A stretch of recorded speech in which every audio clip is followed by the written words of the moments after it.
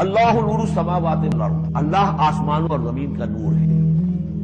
مثل نور ہی، اس پر ایمان کی مثال، اس کے نور ایمان کی مثال ایسی ہے کمشکات، جیسے ایک طاق ہے، فیہا مصباح، اس میں ایک چراغ روشن ہے. المصباح فی زجاجہ، وہ چراغ جو ہے چمنی کے اندر ہے، شیشہ ہے اس کے اوپر، جیسے لالٹینیں ہوتی تھی پچھلے زمانے میں، گلوب کے ساتھ جو ہے وہ لیمپ ہوتے تھے. الزجاجہ تو کانہا کوکب دری، اور وہ شیشہ چمک رہا ہے جیسے کہ ایک چمکدار ستارہ ہو.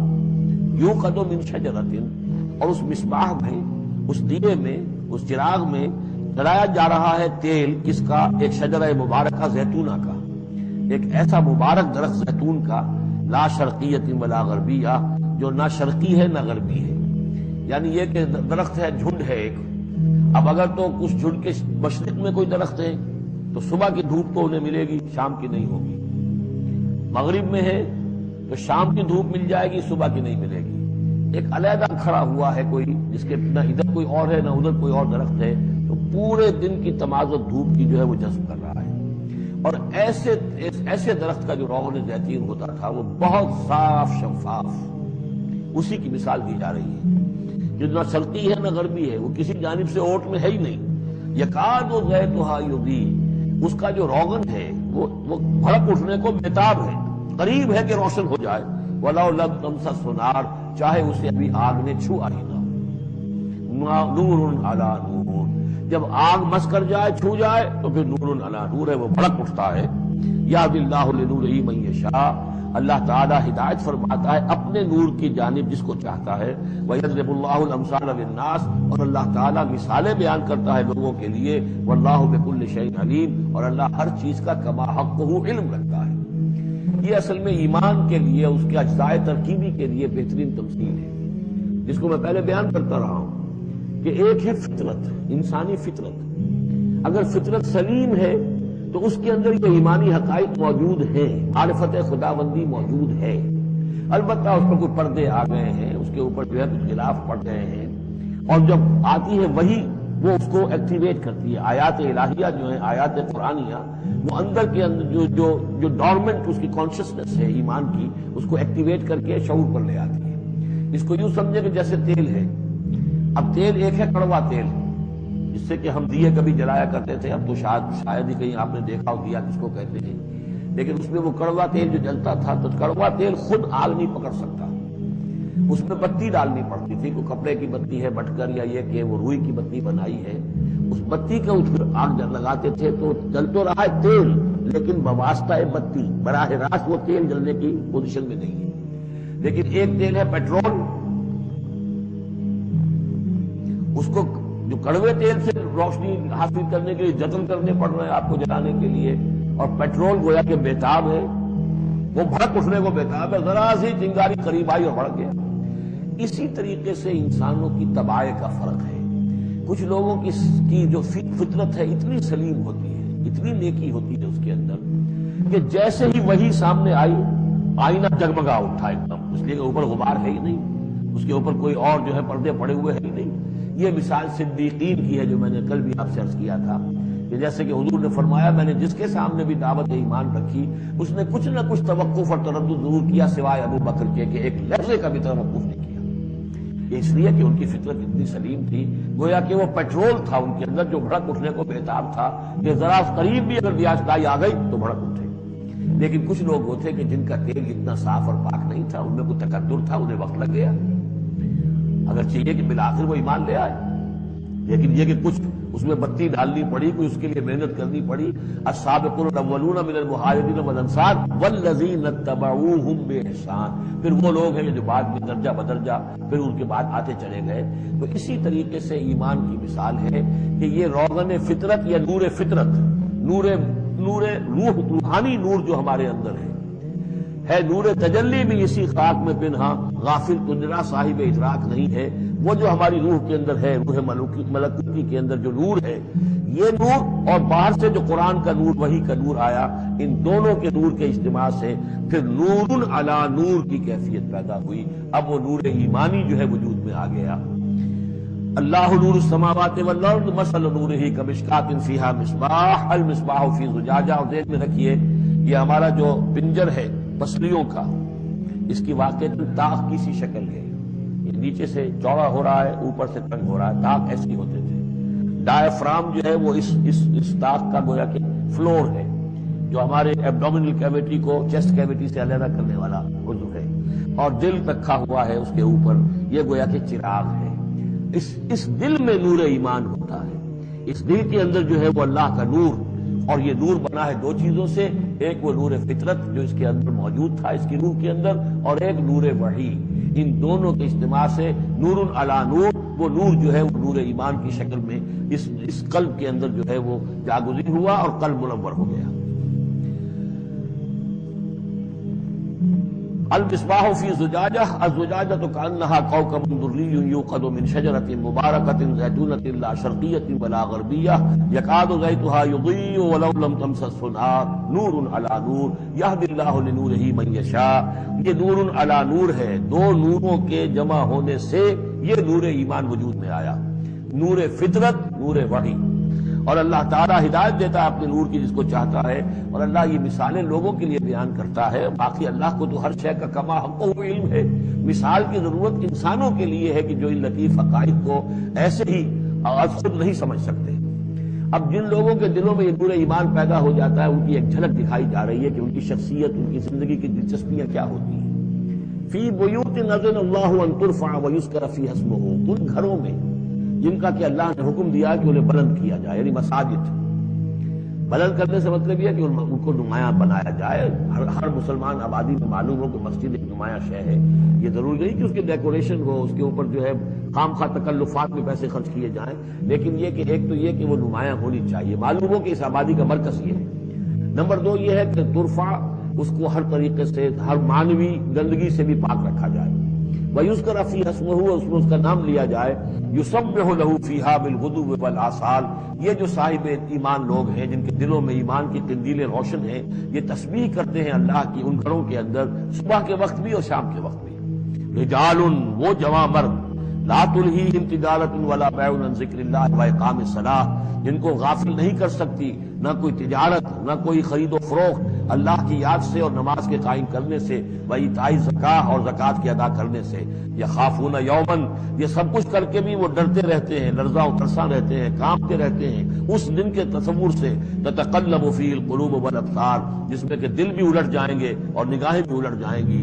لیجزیہم اللہ احسن ما عملوا، تاکہ اللہ تعالیٰ ان کو بدلے میں دے بہترین جزا ان کے اعمال کی. ویزیدہم من فضلہ، اور اضافہ کرے اپنی طرف سے اپنے فضل میں سے. واللہ یرزق من یشاء بغیر حساب، اور اللہ تعالیٰ چاہتا ہے دیتا ہے جس کو چاہتا ہے بغیر حساب. اللہم ربنا اجعلنا منہم، یہ تو مومن صادق کے لیے ایمان ان کے دلوں میں ہے، اس کی تمثیل یہ ہے، اور ان کے کردار کی جھلک یہ ہے. اب ایک ہے بین بین کے لوگ، ایمان تو نہیں ہے لیکن کچھ نہ کچھ نیکی کے کام کرتے ہیں، کچھ اپنے دل کی تسلی کے لیے، کچھ اپنے ضمیر کو مطمئن کرنے کے لیے. ان کی نیکی حقیقی نیکی نہیں ہے. وہ لیس البر ان تولوا وجوہکم قبل المشرق والمغرب، اس آیت کو ذہن میں رکھیے. والذین کفروا، اور جو لوگ ایمان سے تہی ہے، محروم ہے، کافر ہے، ان کی نیکیاں، ان کے اعمال کیا ہے؟ کسراب، جیسے ریت ہو، سراب ہو، بقیعۃ، ایک چٹیل میدان میں، یحسبہ الظمآن ماء، پیاسا سمجھتا ہے کہ پانی ہے. حتی اذا جاءہ، یہاں تک کہ وہ جب وہاں پہ گھسٹ کر بھی پہنچتا ہے تو معلوم ہوتا ہے لم یجدہ شیئا، کچھ نہیں پاتا وہاں پر. ووجد اللہ عندہ، اور اللہ کو پاتا ہے وہاں موجود. فوفاہ حسابہ، تو اللہ تعالیٰ اس کا حساب اسے پورا چکا دیتا ہے. واللہ سریع الحساب، اور اللہ جو ہے حساب چکانے میں دیر نہیں لگاتا. یعنی یہ جو نیکیاں ہوتی، جھوٹی نیکیاں، ملمے کی نیکیاں، حقیقی ایمان نہیں ہے، ایمان باللہ نہیں ہے، ایمان بالآخرت نہیں ہے، لیکن یوں ہی کچھ نہ کچھ نیکیاں ہیں، کچھ خدمت خلق کے کام ہیں. اس طرح کی چیزیں اللہ کی نگاہ میں ان کی کوئی وقت نہیں. اس کے لیے پہلے ایک مثال سورہ ابراہیم میں آ چکی ہے. دوسری مثال یہ کہ یہ نیکیاں سراب کے مانند ہیں، جنہیں پیاسا سمجھتا ہے کہ یہ پانی ہے، حقیقت میں پانی نہیں ہے. اب تیسرا جو کردار ہے وہ یہ ہے کہ جن کے دلوں میں، جن کی زندگیوں میں یہ جھوٹ موٹ کی نیکی بھی نہیں ہے، نفس پرستی اور دنیا پرستی، اور ان کے اندر ہر طرح کی گندگی جو ہے وہ آ چکی ہے. ان کی مثال کیا ہے؟ او کظلمات فی بحر لجی، یا جیسے کہ اندھیرے ہوں ایک بڑے گہرے سمندر میں. यग़शाहु मौजुन, उसके ऊपर एक मौज चढ़ी हुई हो, मिन फौक़िही मौजुन, इसके ऊपर एक और मौज हो, मिन फौक़िही सहाब, और ऊपर जो है बादल भी हो।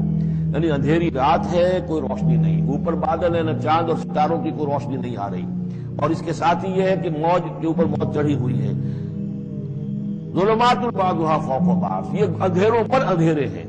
इज़ा अख़रज यदहु लम यकद यराहा, जब वो अपना हाथ निकालता है तो उसको भी नहीं देख सकता, जिसे हम कहते हैं अपने मुहावरे में हाथ को हाथ सुझाई नहीं देता। वल्लम यजअलिल्लाहु लहू नूरन, और जिसको अल्लाह ताला ही ने कोई नूर अता ना किया हो, फमा लहू मिन नूर, तो उसके लिए फिर कहीं कोई नूर नहीं है। ये वो लोग हैं कि जिनकी जिंदगियां किसी मुलम्मे की नेकी से भी खाली है, अंधियारे ही अंधियारे हैं। ज़ुलुमातुन बाज़ुहा फ़ौक़ बाज़।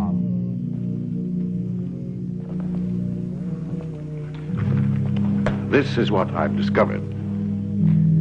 There is the self we think we are, the self that attempts to deal with the outside world of reality. This self I call the ego. But ego is never the master of self, for we are constantly bedeviled by powerful unconscious forces in our beings. Before ego developed in us, there was id. Id. Id is all that is primitive and infantile within us. Id is the blind instincts of sexual desire and aggression. Id is opposed by another force that I call superego. Superego is rigid, punishing, and repressive, an inheritance from the repression of our parents and the restrictions that are part of the society we grow up in. So I found there are three distinct elements in our personalities. Ego, who deals with the world of reality, but who is also constantly affected by the demands of id and superego. Just what do you mean you're not sure, David? Either you've got a firm commitment from Robertson or you haven't. Now, which is it? I happen to be in the position where I've got to know. Well, Mr. Cooper, I'm certain he made a commitment. He didn't give anything in writing. Oh, he didn't give you anything in writing. All those smash him. I'll smash him. I'll kill you, Father. You must honor Father. Yes. And they can bring me back, firm commitments. Now, don't interrupt me when I'm telling you how... Your father is a good man, David. Everyone knows that. Pick up the telephone. Honor thy father. Honor thy father. Honor thy father. I hate him. I hate him. Honor thy father. Honor thy father, or you will be punished. He stole Mummy away from me. I'm taking your mother away on a holiday, David. I hate him. I'll kill him. Oh, I love him. Mr. Cooper, I'll go and see Mr. Robertson again. Thank you for letting me explain. David's hate for Mr. Cooper is based on unconscious hate of his own father, caused by childhood jealousy, by the Oedipus complex. Freud said that without insight into these dark forces, we are doomed to play out our lives in an endless dramatization of our childhood relations with our parents. तो तस्फिया कल्ब को साफ करना, कल्ब पर जो जंग आ गया है, कल्ब के ऊपर गुबार आ गया है, इसीलिए हमारे उर्दू में भी फारसी में भी आईना कल्ब, दिल को एक आईने से तशबीह दी गई है। और अभी आप पढ़ चुके हैं सूरह नूर में, मसल नूर ही का मिशकातिन फीहा मिसबाह, अल मिसबाह फी ज़ुजाजा, एक शीशा है, उस शीशे के अंदर वो जो दिया है वो शीशे में रखा, वो आईना कल्ब है, इसके अंदर वो रूह है, उस रूह में वो मारिफत खुदाबंदी और मोहब्बत खुदाबंदी मौजूद है। लेकिन इस शीशे के ऊपर स्मोक आ गया है, धुएं ने इसको इतना स्याह कर दिया है कि अब उस रूह की रोशनी जो है वो अंदर ही अंदर है, बाहर निकल नहीं सकती। इसको अब साफ कर दीजिए, चिमनी को साफ कर दीजिए, अब उसकी रोशनी जो है रूह की पूरे वजूद को मुनव्वर कर देगी। यही अमल है तस्फिया कल्ब। और तीसरा लफ्ज़ मैं यहां और लाया हूं, तजलिया रूह। तजलिया जली, यानी अगर चिराग की रोशनी मध्यम है, बत्ती जरा नीचे को हो गई है, तो आप उसे भी तो उठाते ना जरा ऊपर कि वो लौ भी पूरी हो जाए। तो रूह के अंदर भी तजल्ली, उसकी रोशनी बढ़े। तीन अल्फाज अब यहां आ गए, तज़किया नफ्स। ये असल में हमारे यहां तसव्वुफ में तो कहलाती है لطائف ستہ.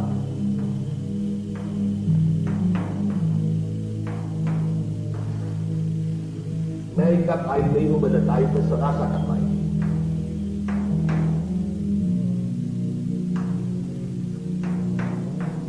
تین کیا ہے؟ نفس،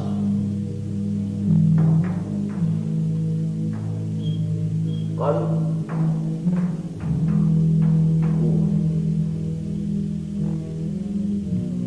اور عجیب بات یہ ہے، اور یہ انشاءاللہ ایک اور مضمون جب ہم پڑھیں گے تو زیادہ تفصیلی بحث ہوگی. میں فرائڈ کا بہت قائل ہوں of his equity of vision, observation, equity of observation. اس نے بھی نفس انسانی کے 3 لیول آئیڈینٹیفائی کی. سب سے نیچے والے کو وہ کیا کہتا ہے؟ اڈ اور لیبیڈو. اس کے اوپر ایگو، پھر اس کے اوپر سپر ایگو. یعنی یہ مشاہدہ کر لینا بہت بڑی بات ہے کہ انسان کی معنوی شخصیت کے 3 لیول ہیں. اگرچہ اڈ اور لیبیڈو کو تو ہر انسان سمجھ سکتا ہے، یہ حیوانیت ہے، اس کے سارے حیوانیت کا جو خلاصہ ہے وہ یہ نفس ہے. پھر ایگو، پھر سپر ایگو. تو صرف 3 کی تقسیم کے اعتبار سے میں اس کا بہت قائل ہوں. باقی نہ وہ ایگو کو صحیح سمجھتا ہے، نہ سپر ایگو کو سمجھ سکتا ہے. سپر ایگو جس شے کا نام اس نے قرار دیا وہ بالکل اس کا دھوکہ اور فریب ہے. اب اس کی تفصیل میں نہیں جاؤں گا. وہ روح انسانی ہے. یہ جو قلب ہے اس کے اوپر دونوں دباؤ کرتے ہیں. قلب کا نام اس لیے ہے قلب ماہیت. کسی شے کی اصل حقیقت کا اسینشل چینج اگر ہو تو قلب ماہیت. اور دل بیچاری وہ شے ہے ہمارے جسم کا وہ عضو ہے جسے کسی کل چین نہیں ہے. یہ یا سکڑ رہا ہے یا جو ہے سکڑ رہا ہے پھیل رہا ہے، سکڑ رہا ہے پھیل رہا ہے، سکڑ. باقی ہر ٹیشو جو ہے وہ ہمارا آرگن ٹیشو تو خیر اس کا بھی ہے کہ جو ریسٹ کرتا ہے، لیکن یہ کہ آرگن، ہر آرگن کے لیے ریسٹ ہے ایکسپٹ ہارٹ. اور یہ ایک حالت میں رہتا ہی نہیں. ابھی وہ پھیل رہا ہے، پھر سکڑ رہا ہے، پھیل رہا ہے، پھر سکڑ رہا ہے. قلب کو کہتے ہیں اس لیے قلب کے معنی تبدیلی. اسی سے لفظ انقلاب بنا. اب یہ ساری جو ہے ابھی آپ یہاں سے باب انفعال کیا ہو گیا؟ انقلاب تبدیل ہو جاتا ہے. قلب پر ایک طرف تو دباؤ آ رہا ہے نفس کا، ایک طرف آ رہا ہے. کبھی ہمارا قلب کیا ہے؟ کبھی نیکی، کبھی بدی، اکثر و بیشتر. کبھی دل کا رجحان ادھر ہو گیا، نفس نے قابو کر دیا تو ہم بدی کی طرف راغب ہو گئے. کبھی ہوش آیا، روح نے کچھ کیا اپنی طرف تو کسی نیکی کی طرف راغب ہو گئے. نفس مطمئنہ وہ ہوتا ہے کہ جو نفس کے اوپر تو پوری طرح قابو کر لے اور پوری طرح لوگ یا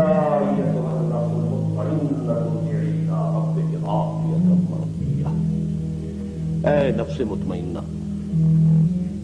یہ سب سے اونچا مقام ہے. اسٹیبلٹی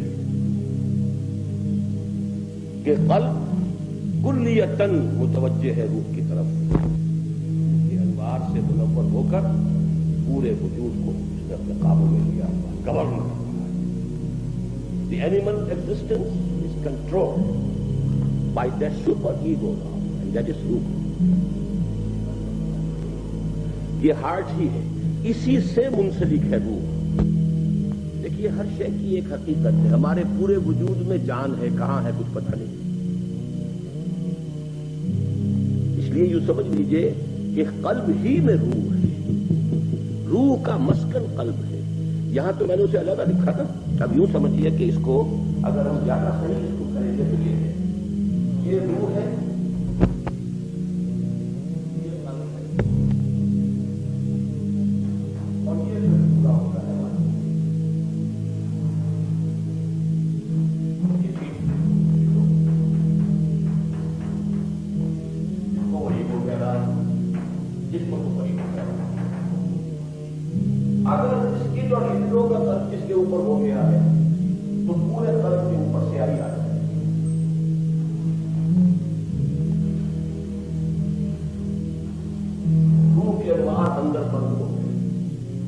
اسی لیے میں کہا کرتا ہوں کہ پھر انسان چلتا پھرتا مقبرہ یا تعزیہ بن جاتا ہے.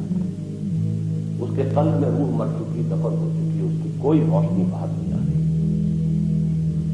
حضور نے اس کو بڑی پیاری انداز میں بتایا ہے کہ انسان جب گناہ کرتا ہے تو اس کے دل پر ایک داغ پڑ جاتا ہے، سیاہ پا، توبہ کرتا ہے خاک ہو جاتا ہے. لیکن فرض کیجیے گناہ گناہ پھر گناہ پھر گناہ پھر گناہ، سب پڑھتے پڑھتے وہ دل یوں بند ہو جاتا ہے. یوں آپ نے مٹھی بند کی، دل اس طرح بند ہو. اب یہ قبر ہے جس میں روح دفن ہو گئی، تو تم انہیں زندہ سمجھتے ہو، زندہ نہیں ہے. اے نبی آپ سمجھتے یہ زندہ ہے جن سے آپ باتیں کر رہے ہیں؟ نہیں، زندہ نہیں ہے. آپ سمجھتے یہ سنتے؟ نہیں سنتے. یہ صرف حیوانی طور پر سننا سن رہے ہیں، دل تو مر چکا ہے. مجھے یہ ڈر ہے دل زندہ تو نہ مر جائے، کہ زندگانی عبارت ہے تیرے جینے سے. بڑا پیارا شعر ہے. ایک ہمارا مادی وجود ہے، حیوانی وجود ہے، زندہ چل رہے پھر رہے ہیں، انسان ہیں، گھوڑے کی طرح دوڑ رہے ہیں، بھاگ رہے ہیں. مجھے یہ ڈر ہے دل زندہ تو نہ مر جائے، کہ زندگانی عبارت ہے تیرے جینے سے. اگر قلب ہے، چنانچہ سورہ قاف میں الفاظ ہے لمن کان لہو قلب، جس کا دل ہے. ویسے تو دل سب کا ہے. ابو جہل کا بھی دل تھا، پمپ تو کرنے کے لیے موجود تھا اس کے دل میں، یہ اس کے جسم کے اندر خون کو پمپ کرنے والا، اس کے اندر کی حقیقت مر چکی تھی. تو اب اگر یہ اوپر سیاہی آ گئی ہے تو اب یہ پورا انسان جو ہے یہ گویا کہ اب حیوان بن گیا. لیکن اگر یہ صاف ہو گیا ہے تو روح کی روشنی جو ہے وہ پورے وجود کو منور کر رہی ہے.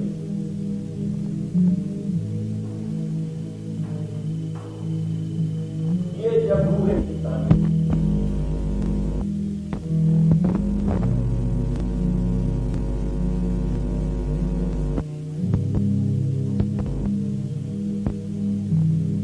اسی لیے ہم کہہ سکتے ہیں کہ آپ نور مجسم تھے. اس اعتبار سے کہ آپ کے وجود کے اوپر آپ کے روحانی انوار یا روح کی نور کا اتنا غلبہ تھا. It had penetrated each and every cell of his existence. اس معنی میں نور مجسم ہے، کہے کوئی حل نہیں. نور مجسم. ہمارا حال یہ کہ کبھی ادھر کبھی ادھر، 2 قدم ادھر تو 1 قدم ادھر.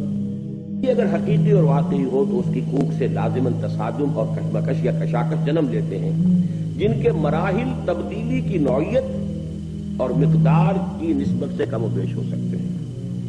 ایمان نے جو تبدیلی صحابہ کرام کے اندر پیدا کی، اس نے جس تصادم اور کشمکش کو جنم دیا، اس کے جملہ مدارج اور مراحل کا جامع عنوان ہے جہاد فی سبیل اللہ.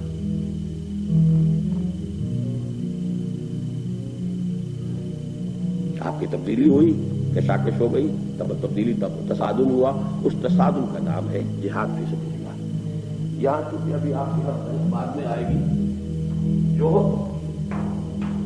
اس کا ترجمہ ہوگا فارسی میں کوشش، انگریزی میں اسٹرائیو فار سمتھنگ، ٹو ایکسرٹ، اور جہاد اس کا ترجمہ فارسی میں ہوگا کشاکش، اور اس میں ہوگا اسٹرگل.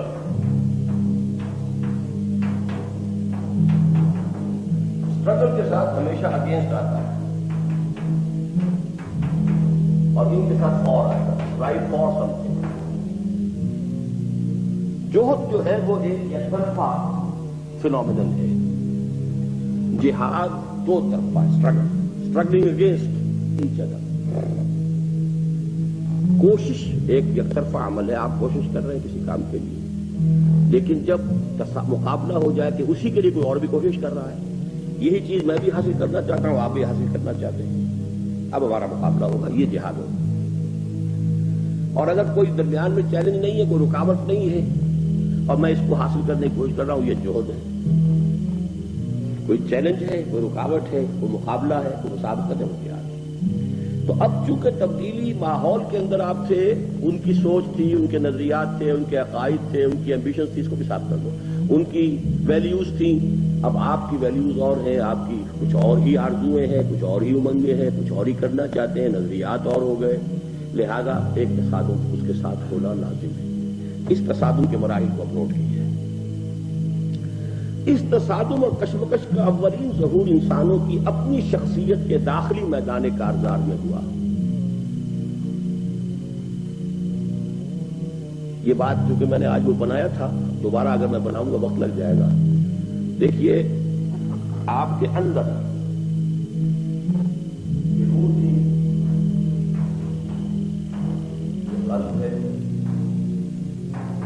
اور یہ طرح کا بہت بڑا حیوان،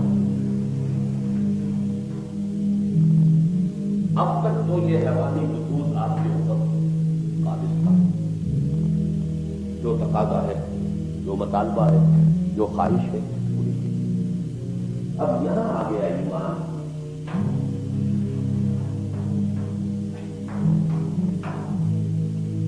اب تقاضا میرا جی چاہتا ہے کچھ ہے کھانے کو، قرآن کیا کہتا ہے؟ کوئی خواہش میرے اندر پیدا ہوئی ہے، اللہ کہتا ہے نہیں، ناجائز، تصادم ہو گیا۔ وہ اینیمل انسٹنکٹس ہے نا، اسی کے لیے بھاگ دوڑ ہے۔ لیکن جب یہاں آ گیا ایمان باللہ، ایمان بالآخرت اور ایمان بالرسالت، جب یہاں یقین پیدا ہو گیا کہ مرنے کے بعد زندہ ہونا، اللہ کے حضور جانا ہے، اللہ نے میری ہدایت کے لیے محمد کو بھیجا ہے، یہ کتاب ہے، یہ حرام کیا اس نے، اس کو حلال کیا۔ یہ conflict with in your personality, یہ کشاکش ابھی آپ کی شخصیت سے باہر نہیں، ماحول سے باہر نہیں ہے، وہ تو بعد میں آئے گی، with in your own personality.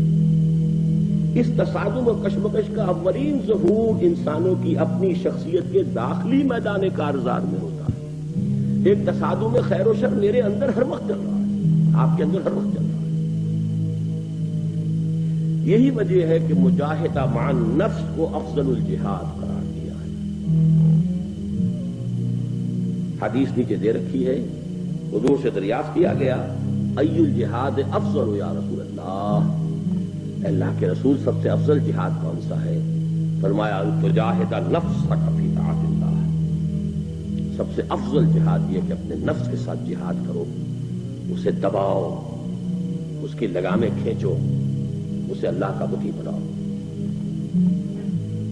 ایک اور حدیث کے الفاظ ہیں المجاہد من جاہد نفسہ، اصل مجاہد تو وہ ہے جو اپنے نفس کے ساتھ جہاد کرے،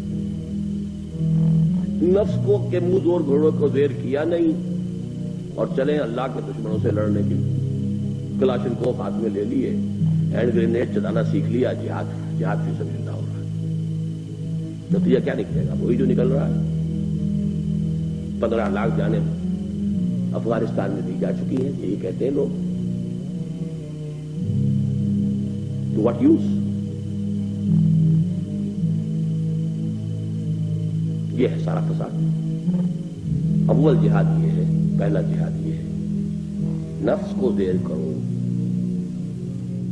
فرعون نے کہا تھا مصر کی حکومت میری ہے، الیس لی ملک مصر، کیا مصر کی بادشاہی میری نہیں ہے؟ میرا اختیار چلے گا، میری مرضی چلے، میں نہیں جانتا کون یہ موسیٰ آ گیا، کوئی اللہ ہے، کوئی اس کی شریعت ہے، کوئی قانون ہے۔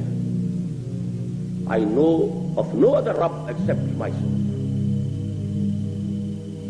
میں مالک ہوں۔ تو میرا نفس بھی یہی کہتا ہے کہ یہ وجود جو ہے یہ میرا ہے، یا میرا حکم چلے گا، میں چاہتا ہوں provide me with this thing, you have to do it۔ کام جو منار کام ضرور نفس سے ماں ہم طرف فرعون، لیکن وہ عون، یہ عون جو ہے مدد کو کہتے ہیں عون، استعانت اسی سے بنا ہے، نستعین عون سے بنانا۔ عون ہمارے ہاں اردو میں یا پنجابی میں کہتے ہیں مدد آ گئی ہے، مطلب یہ کہ آپ کوئی کاروبار کو کوئی مکان تعمیر کرنا، مدد آ گئی ہے، جو لوگ ہاتھ بٹائیں گے جو اس کی تعمیر کریں گے۔ لاؤ لشکر کے لیے بھی مدد کا لفظ ہے، اس کا عون بھی تھا، اس کے لاؤ لشکر تھے، لہذا اس نے منہ سے بھی کہہ دیا انا ربکم الاعلی، میں فقیر آدمی ہوں، میرے پاس تو کوئی مدد نہیں ہے، کوئی لشکر نہیں ہے، لہذا میں منہ سے تو نہیں کہہ سکتا، لیکن اندر میرا دل یہی کہہ رہا ہے، میرا نفس جو ہے وہ دعوے دار اسی بات کا ہے۔ لیکن او راعون ہی راعون اس کے لیے غریب کے لیے چونکہ کوئی مدد نہیں ہے لہذا چپ ہے، زبان سے نہیں کہتا انا ربکم الاعلی، لیکن میرے اندر میرا نفس دعویٰ وہی کرتا ہے جو فرعون نے کیا تھا مصر میں، نفس ما ہم کم طرف فرعون نیست لیکن او راعون ہی راعون۔ اس تصادم اور کشمکش کا اولین ظہور انسانوں کی اپنی شخصیت کے داخلی میدان کارزار میں ہوا، یہی وجہ ہے کہ مجاہدہ مع النفس کو افضل الجہاد قرار دیا گیا۔ پھر جب ایمان اشخاص کے باطن میں، اسے رہنے دینا بھی، اس کو مٹا دو، اس کو رہنے دینا، جب ایمان اشخاص کے باطن میں اس طرح راسخ اور مستولی ہو گیا کہ ریب اور تشکک کے کانٹے نگل گئے، تو اب اسی جہاد و مجاہدہ کا ظہور عالم خارجی میں ظالموں، سرکشوں اور خدا کے باغیوں سے کشمکش اور تصادم کی صورت میں ہوا۔ یہاں ایک درمیانی لنک جو ہے رہ رہی ہے۔ اب یہاں سے یوں کر کے سمجھیے، جہاں سے اب یہ جہاد باہر نکلے گا تو سب سے پہلے سوسائٹی، کیونکہ میں پورا سرکل نہیں بنا سکتا، سوسائٹی سب سے پہلے تو شاید ماں باپ ہی راستے میں آئے، تمہارا دماغ خراب ہو گیا، پاگل ہو گئے، تمہیں اس لیے پڑھایا تھا، تم پر اس لیے پیسے خرچ کیے تھے، بیوی ناراض ہوگی کہ کیا تمہارا دماغ پھر گیا، معاشرہ جو ہے اس کے ساتھ تصادم ہو، society and social pressures. You have to resist them. اگر آپ میں حقیقی تبدیلی آئی ہے تو یہ پہلے اندر، پھر اس کے بعد اب یوں سمجھیے کہ یہ اب پولیٹیکل کے اسٹیٹ ہے، یہ زمین تو اللہ کی ہے، یہ اللہ کے اوپر کے بیٹھے ہیں، یہاں تو قانون اللہ کا چلنا چاہیے۔ یہ ہے مراحل اس جہاد کے، لیکن پہلا مرحلہ اندر ہے، کیونکہ اس کو وہاں بھی ہے،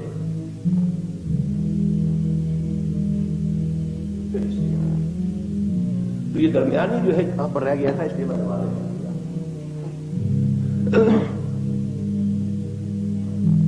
جب ایمان اشخاص کے باطن میں اس طرح راسخ اور مستولی ہو گیا کہ ریب اور تشکک کے کانٹے نکل گئے، تو اب اسی جہاد و مجاہدہ کا ظہور عالم خارجی میں ظالموں، سرکشوں اور خدا کے باغیوں سے کشمکش اور تصادم کی صورت میں ہوا، جس کا مقصد قرار پایا تکبیر رب، وَرَبَّكَ فَكَبِّرْ۔ دیکھیے آج ہم پہنچ گئے وہ سورہ مدثر کی 3 آیات میں سے تیسری جو تھی۔ پہلے ہم نے کیا پڑھا تھا؟ انذار، یا ایھا المدثر قم فانذر۔ سٹارٹ ہوگا وہی جو آج بھی مضمون میں ہم نے پڑھا ہے، تمہیں اٹھا لیا جائے گا لازماً، بلا وربی لتبعثن ثم لتنبؤن بما عملتم۔ یہاں سے دعوت شروع ہوئی، پہنچے گی کہاں؟ تکبیر رب، رب کی بڑائی نافذ۔ تکبیر کے معنی ہم نے کر لیے اللہ اکبر کہنا، صرف یہ اس کی ابتدا ہے۔ اللہ، ہم کہہ رہے ہیں اللہ بڑا ہے، اللہ بڑا ہے، بڑا تو اللہ تو نہیں ہے اس وقت ماحول کے اندر، تو بڑا کوئی اور ہے۔ دنیا میں تو امریکہ بڑا ہے، پاکستان میں جو بھی اس کا دستور ہے وہ بڑا ہے، جو بھی حاکم طبقات ہیں وہ بڑے ہیں۔ نہ عدالت میں اللہ کو بڑا مانا جاتا ہے، نہ اس کے قانون کے مطابق فیصلے ہوتے ہیں، نہ پارلیمنٹ جو ہے اللہ کو بڑا ماننے کو تیار ہے۔ تو کہاں ہے اللہ بڑا؟ مسجدوں میں بھی وہ چودھری لوگ ہوتے ہیں بڑے، یا یہ کہ کہیں مولوی اگر تکڑا ہے تو وہ مولوی بڑا ہے، بڑا تو کہیں بھی نہیں اللہ۔ رب کو بڑا کرو، تکبیر کے لفظی معنی کیا ہے؟ رب کو بڑا کرو، بڑا تو ہے، اس کی بڑائی مانی نہیں جا رہی۔ ایسٹیبلش، یہ جہاد کیا؟ جہاد نفس سے، جہاد معاشرے سے، جہاد باطل نظام سے، خدائی کے دعوے داروں سے، چاہے وہ خدائی کوئی ایک شخص جو ہے نمرود اور فرعون بن کر بیٹھا ہو، چاہے کسی قوم نے جو ہے پاپولر سوورنٹی کا نعرہ لگا کر خدائی اپنے ہاتھ میں لے لی ہو. ایکولی حرام، ایکولی